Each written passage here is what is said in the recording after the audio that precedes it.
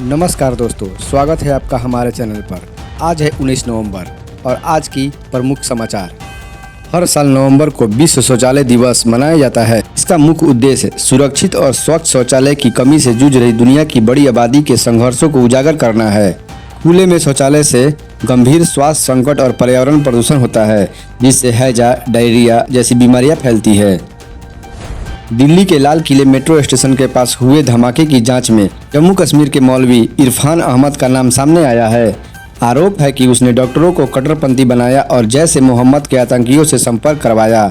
जांच में विस्फोटक सामग्री और हथियार भी बरामद हुए हैं, जिससे पता चलता है कि मौलवी ने ही दिल्ली ब्लास्ट की स्क्रिप्ट लिखी थी। कांग्रेस सांसद शशि थरूर ने एक बार फिर पीएम मोदी की सराहना की है।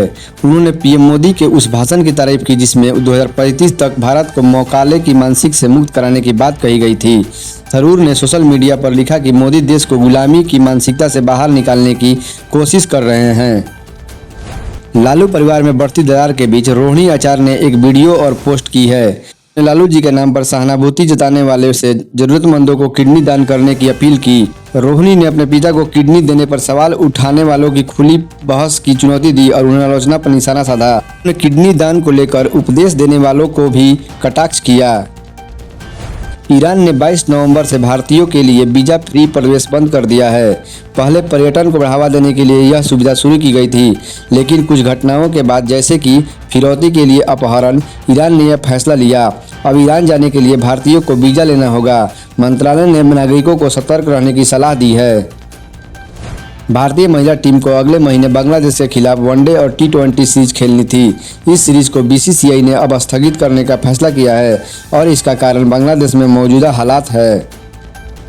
देश में मतदाता सूची के पुनरीक्षण के दौरान पश्चिम बंगाल में एक महिला के लिए खुशी का पल आया। 28 साल पहले लापता हुआ उसका पति अचानक घर लौट आया, जिसे परिवार ने मृत मानकर श्राद्ध भी कर दिया था। तो मंडल नामक यह व्यक्ति नौकरी छूटने के बाद घर वापस आया और मतदान सूची में अपना नाम जुड़वाने की कोशिश कर रहा है।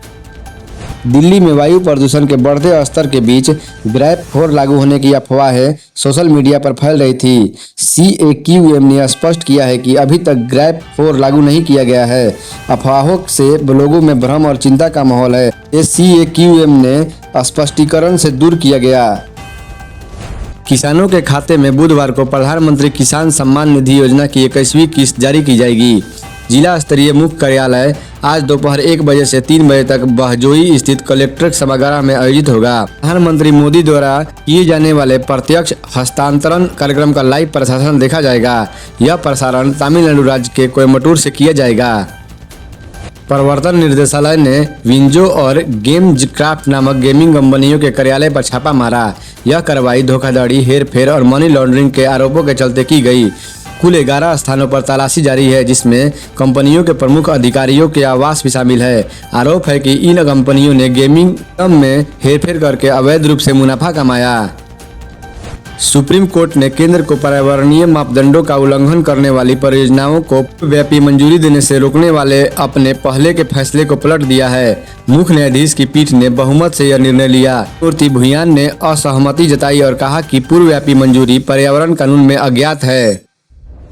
गुजरात के अरवल्ली जिले में मोडासा के पास एक चलती एम्बुलेंस में आग लगने से नवजात शिशु, डॉक्टर सहित 4 लोगों की दुखद मौत हो गई।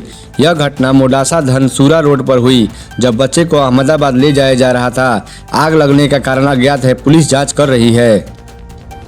कोलकाता में एक बुजुर्ग महिला ने मतदाता सूची के विशेष पुनरीक्षण से घबराकर आत्महत्या कर ली। परिवार का कहना है कि SIR प्रक्रिया शुरू होने के बाद से वह चिंतित थी, क्योंकि उसे गणना फॉर्म नहीं मिला था। पुलिस मामले की जांच कर रही है। हाल ही में बंगाल के कई जिलों में ऐसी घटना सामने आई है, जहां SIR को लेकर लोगों में चिंता देखी जा रही है।